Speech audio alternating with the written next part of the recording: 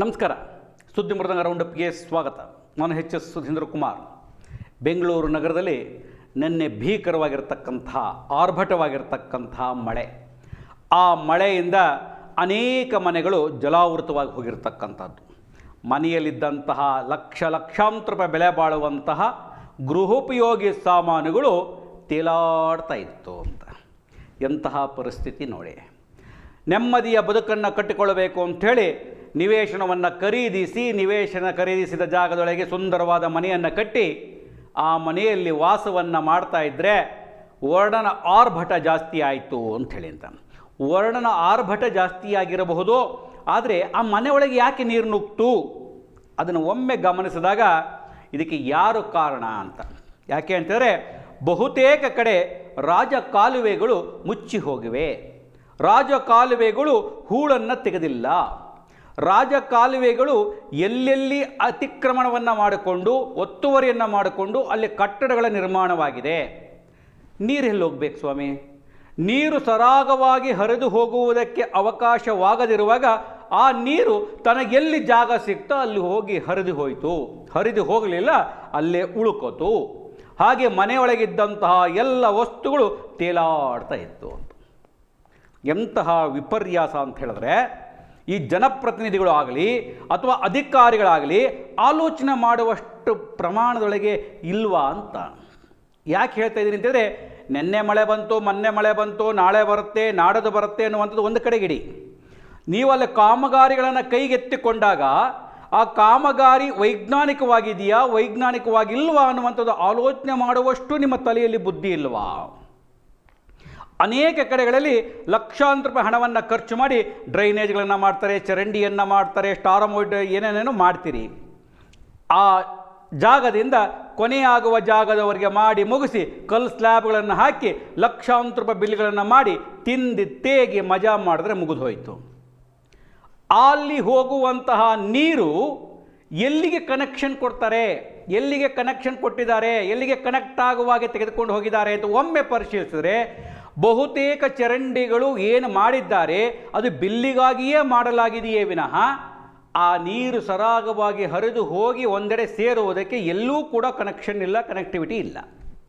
ಅಂದರೆ ಅರ್ಥ ಏನು? ಇವರೆಲ್ಲ ಇಂಜಿನಿಯರ್ಗಳು, ಇವರೆಲ್ಲರೂ ಮೇಧಾವಿಗಳು, ಅಷ್ಟು ಜ್ಞಾನ ಬೇಡವಾ? ಟೇಪನ್ನು ಹಿಡಿದು ಅಳೆದು ಆ ಟೇಪಿನ ಅಳತೆಗಿಂತ ಅತಿ ಹೆಚ್ಚನ್ನು MR ಬುಕ್ಕಲ್ಲಿ ದಾಖಲಿಸಿ ಬಿಲ್ ಮಾಡಿಕೊಟ್ಟು ನನಗಷ್ಟು ನಿನಗಷ್ಟು ಅಂತ ತಿಂದರೆ ಮುಗೀತು ಅಲ್ಲಿಗೆ ಅನ್ನುವಂತಹ ಪರಿಸ್ಥಿತಿಯಾಗಿರೋದು 100ಕ್ಕೆ 100 ಸತ್ಯ. ಅದಕ್ಕೊಂದು ನಿದರ್ಶನ ಯಶವಂತಪುರ ವಿಧಾನಸಭಾ ಕ್ಷೇತ್ರ ವ್ಯಾಪ್ತಿಯ ನಾಗದೇವನಹಳ್ಳಿ ಸಮೀಪದ ಜ್ಞಾನಬೋಧಿನಿ ಶಾಲೆಯ ಹಿಂಭಾಗದ ಬಡಾವಣೆಗಳು ನಿನ್ನೆ ರಾತ್ರಿ ಜಲಾವೃತವಾಗಿರ್ತಕ್ಕಂಥದ್ದು. ಸ್ವಲ್ಪ ಹೆಚ್ಚು ಕಮ್ಮಿ ಆಗಿದ್ದಿದ್ರೆ ಅನೇಕರು ಜಲ ಸಮಾಧಿಯಾಗಬೇಕಾಗಿತ್ತು ಅಂತ ಅಲ್ಲಿರುವಂತಹ ನಾಗರಿಕರು ಮಾತನಾಡ್ತಾ ಇದ್ದಾರೆ. ನೀರು ಹರಿದು ಬಂದು ಮನೆ ಒಳಗೆ ನುಗ್ಗಿದಾಗ ಅವರ ಪರಿಸ್ಥಿತಿ ಏನಾಗಿರಬೇಕು? ನಿದ್ದೆ ಮಾಡ್ತಾ ಇದ್ದ ಸಂದರ್ಭಗಳಿಗೆ ಬಂದ ನೀರು ರಭಸವಾಗಿ ಮನೆ ತುಂಬ ಆವರಿಸಿ ಮಲಗದಂತಹ ಬೆಡ್ಡಿನಿಂದ ಹಿಡಿದು ಮಂಚದಿಂದ ಹಿಡಿದು ಉಳಿದಂಥ ಸಾಮಗ್ರಿಗಳೆಲ್ಲವೂ ತೇಲುವಷ್ಟರ ಮಟ್ಟಿಗೆ ಆಗಿ ಹೋದರೆ ಅವರು ಬದುಕುಳಿಯೋಕ್ಕೆ ಸಾಧ್ಯತೆ ಇದೆಯಾ? ಅನೇಕ ಮನೆಗಳು ಜಲಾವೃತವಲ್ಲ, ಒಂದು ಅರ್ಥದೊಳಗೆ ಜಲ ಸಮಾಧಿಯೇ ಆಯಿತೇನೋ ಅನ್ನುವಂತಹ ರೀತಿಯೊಳಗೆ ಆಗೋಗಿದೆ. ಇನ್ನೊಂದು ವಿಶೇಷ ಅಂತ ಹೇಳಿದ್ರೆ, ಆ ನೀರೇನು ಹರಿದು ಬಂತು, ನೀರೇನು ಅನೇಕ ಮನೆಗಳಿಗೆ ಹೋಗಿದೆ, ಆ ಹೋದ ಮನೆಗಳು ಕೂಡ ಆ ನೀರಿಗೆ ಗೊತ್ತಿಲ್ಲ ಪಾಪ. ಇದು BJPಯವ್ರ ಮನೆ, ಇದು ಕಾಂಗ್ರೆಸ್ನವ್ರ ಮನೆ, ಇದು JDSನವ್ರ ಮನೆ ಅಂತ ಗೊತ್ತಿದ್ದರೆ ಅದೇನಾದ್ರು ಸ್ವಲ್ಪ ನಿಂತ್ಕೋತಿತ್ತೇನೋ. BJPಯವ್ರ ಮನೆಗೆ ನುಗ್ಗಬಾರ್ದು.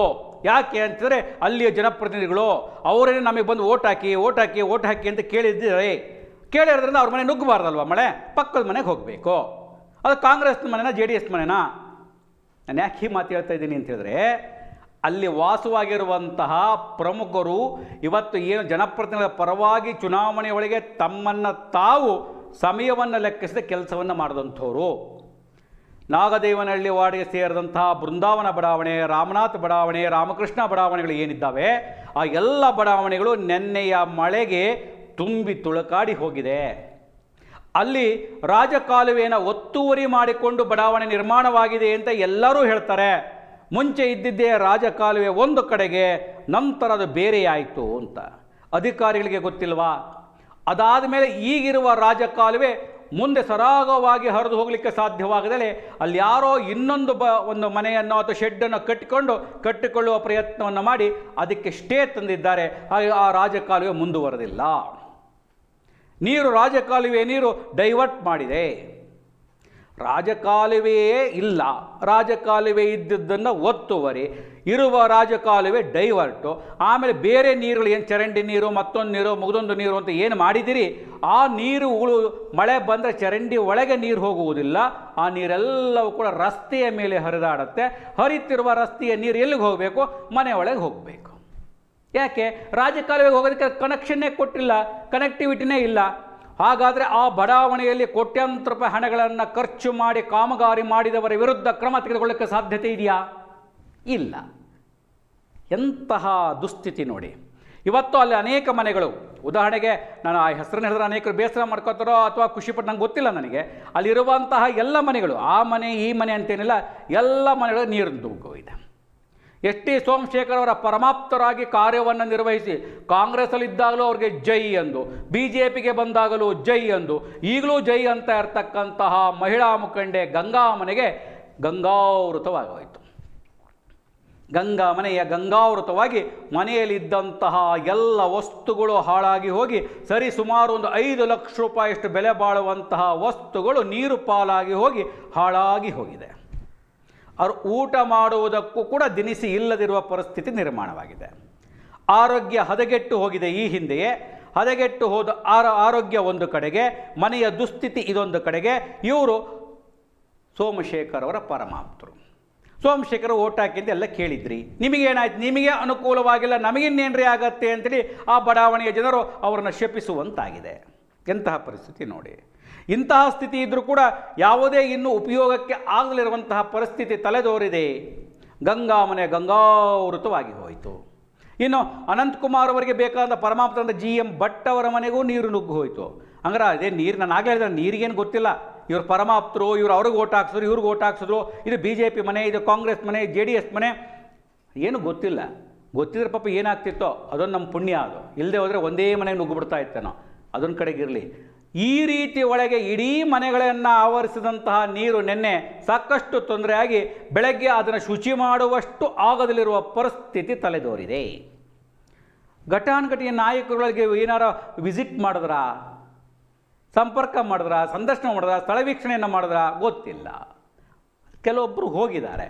ಹೋಗಿ ಏನಾಗಿದೆ ಅಂತಾರೆ, ಆಳು ಮೇಲೆ ಆಳು ಬಿದ್ದು ಗೋಣು ಬರೋದಾಯಿತು ಅನ್ನಂಗೆ ಒಬ್ಬ ಅಧಿಕಾರಿ ಬರ್ತಾರೆ, ಇದು ನಮಗೆ ಸಂಬಂಧಪಟ್ಟಿದ್ದಲ್ಲ ಸ್ವಾಮಿ, ಇದು BBMP ಅಂತಾರೆ.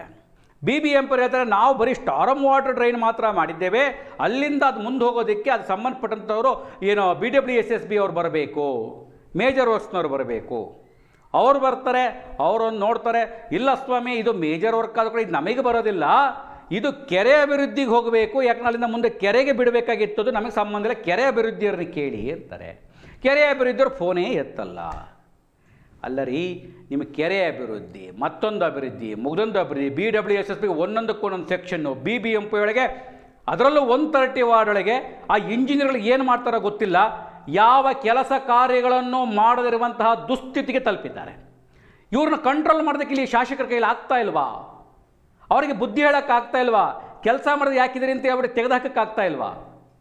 130 ಹೊಡೆದಿರ್ತಕ್ಕಂಥ ಇಂಜಿನಿಯರ್ ಯದುಕೃಷ್ಣ ಅಲ್ಲಿ ಇನ್ನೊಬ್ಬರು ಅದನ್ನು ಗಮನಿಸಿದಾರಾ? ಎಲ್ಲರೂ ಹೋಗಿದ್ದಾರೆ ಏನಾಗಿದೆ ಅಂತೇಳಿ ಅಂತ ನಾಮಕಾಸ್ತ ಬೆಳಗ್ಗೆ ಹೋಗೊಂದು ವಿಸಿಟ್ ಕೊಟ್ಟು ಜಾಗ ಖಾಲಿ ಮಾಡಿದ್ರೆ ಆಗೋಯ್ತಾ? ಮತ್ತೆ ಇವತ್ತು ನಾಳೆ ಮಳೆ ಬರುವ ಸಂಭವವಿದೆ.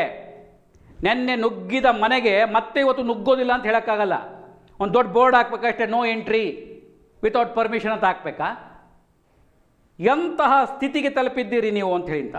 ಈ ಬಗ್ಗೆ ಏನೋ GM ಭಟ್ ಅವರು ಅಲ್ಲಿಯ ನಿವಾಸಿ, ಅವ್ರ ಮನೆಗೆ ನೀರು ನುಗ್ತು, ಏನಾಗಿದೆ ಅಂತ ಹೇಳ್ಬಿಟ್ಟು ಅವರು ಒಂದು ಸಂಕ್ಷಿಪ್ತವಾಗಿರ್ತಕ್ಕಂಥ ಹೇಳಿಕೆಯನ್ನು ಸುದ್ದಿ ಮೃದಂಗಕ್ಕೆ ಕೊಟ್ಟಿದ್ದಾರೆ, ಕೇಳಿಸ್ಕೊಳ್ಳಿ. ನಿನ್ನೆ ರಾತ್ರಿ ಸುಮಾರು ಒಂದು 9:45ರಿಂದ ಮಳೆ ಶುರುವಾಯಿತು. ಟೋಟಲಿ ಒಂದು ವಿದಿನ್ ಹಾಫ್ ಆನ್ ಅವರ್ ಎಲ್ಲ ಕಡೆಯಿಂದ ನೀರು ನಮ್ಮ ಈ ಜಂಕ್ಷನ್ಗೆ, ನಮ್ಮ ಈ ರೋಡಿಗೆ ಇಲ್ಲಿಗೆ ಬಂದ್ಬಿಡ್ತೆ. ಎಲ್ಲ RR ಲೇಔಟು, ಜ್ಞಾನಭಾರತಿ ಲೇಔಟು, ಆಮೇಲೆ ಉಪಾಧ್ಯಾಯ ಲೇಔಟು, ಮೇಲಿಂದ ರಿಂಗ್ ರೋಡಿಂದ ಪಕ್ಕದಿಂದ ಅಲ್ಲಿಂದ ಎಲ್ಲ ಕಡೆಯಿಂದನೂ ಯಾವುದು ಮೋರಿಯಲ್ಲಿ ಹರಿತಿರಲಿಲ್ಲ ನೀರು, ಎಲ್ಲ ರೋಡಲ್ಲೇ ಬಂತು, ಇಲ್ಲಿ ಸೇರಿಕೊಳ್ತು, ಮುಂದೆ ಹೋಗೋಕ್ಕಾಗಿಲ್ಲ.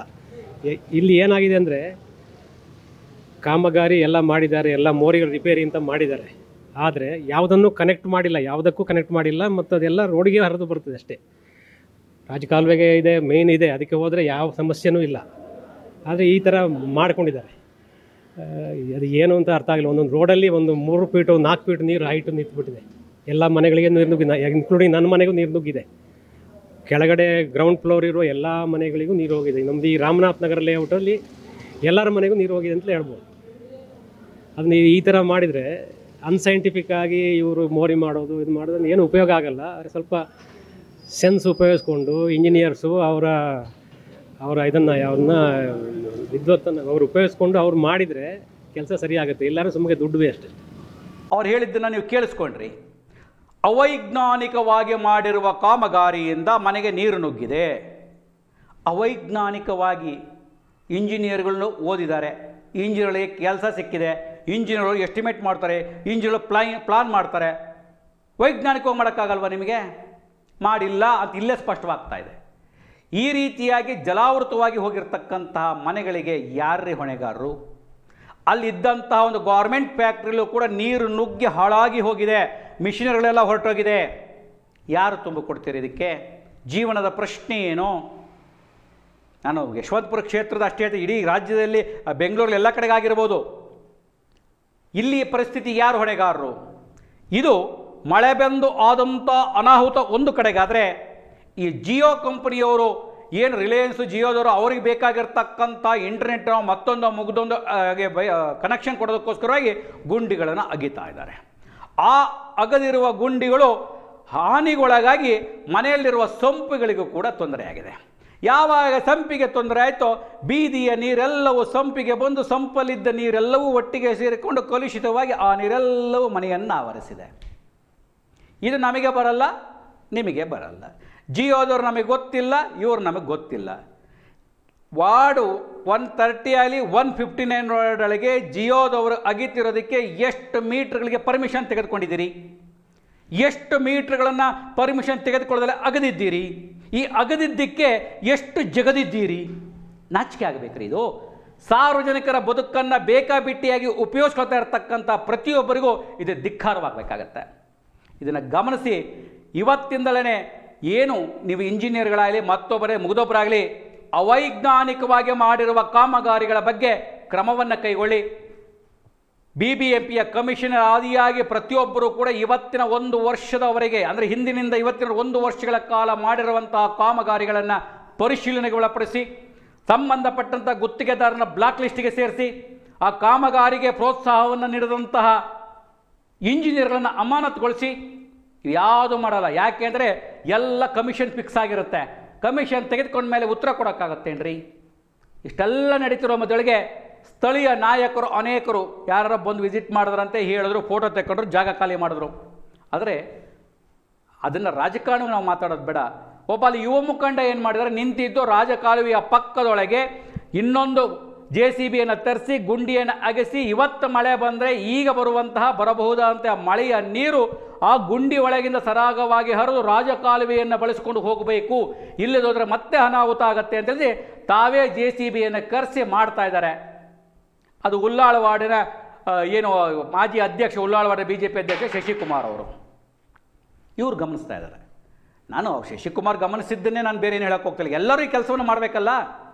ಒಟ್ಟಾರೆಯಾಗಿ ಮಳೆಯ ಹಾನಿಯಿಂದ, ಮಳೆಯ ಆರ್ಭಟದಿಂದ, ಇಂಜಿನಿಯರ್ಗಳ ಲೋಪದಿಂದ, ಕಳಪೆಯ ಕಾಮಗಾರಿಯಿಂದ, ರಾಜಕಾಲುವೆಯ ಒತ್ತುವರಿಯಿಂದ, ನೀರಿನ ಕನೆಕ್ಟಿವಿಟಿ ಕೊಡೋದಕ್ಕೆ ಸಾಧ್ಯವಾಗದೆ ಅವೈಜ್ಞಾನಿಕವಾಗಿ ಮಾಡಿ ವೈಜ್ಞಾನಿಕವಾಗಿ ದುಡ್ಡು ತಿಂದಿದ್ದರ ಫಲವಾಗಿ ಇವತ್ತು ಜನ ರೊಚ್ಚಿಗೆದ್ದಿದ್ದಾರೆ, ರೋಸಿಗೆದ್ದೋಗಿದ್ದಾರೆ. ಇದನ್ನು ಸರಿಪಡಿಸಬೇಕಾಗಿರ್ತಕ್ಕಂಥ ಹೊಣೆಗಾರಿಕೆ ಜನಪ್ರತಿನಿಧಿಗಳ ಮೇಲಿದೆ. ಇವತ್ತು ಅನೇಕ ಮನೆಗಳು ಸಂಪೂರ್ಣವಾಗಿ ಮನೆ ನಾಶ ಆಗೋಗ್ತಾ ಇದೆ. ತಿನ್ನೋದಕ್ಕೆ ಗತಿಯಿಲ್ಲದಿರತಕ್ಕಂಥ ಪರಿಸ್ಥಿತಿ ನಿರ್ಮಾಣವಾಗಿದೆ. ಮನೆಯಲ್ಲಿರ್ತಕ್ಕಂಥ TV, ಫ್ರಿಜ್ಜು ಎಲ್ಲವೂ ಕೂಡ ಹಾಳಾಗಿ ಹೋಗಿದೆ. ಈ ಬಗ್ಗೆ ಸೂಕ್ತವಾದ ಪರಿಹಾರವನ್ನು ಕೊಡೋದ್ರ ಮೂಲಕವಾಗಿ ನಿಮ್ಮತನವನ್ನು ನೀವು ಉಳಿಸ್ಕೊಳ್ಳೋಕ್ಕೆ ಸಾಧ್ಯತೆ ಇದೆಯಾ ಅನ್ನುವಂಥ ಮಾತನ್ನು ಇವತ್ತಿನ ರೌಂಡಪ್ಪಲ್ಲಿ ಹೇಳ್ತಾ ಮತ್ತೆ ವಿಶೇಷವಾಗಿರ್ತಕ್ಕಂಥ ರೌಂಡಪ್, ವಿಶೇಷವಾಗಿರ್ತಕ್ಕಂಥ ಸುದ್ದಿ ಜೊತೆ ನಿಮ್ಮನ್ನು ಭೇಟಿ ಮಾಡ್ತೇನೆ. ನಮಸ್ಕಾರ.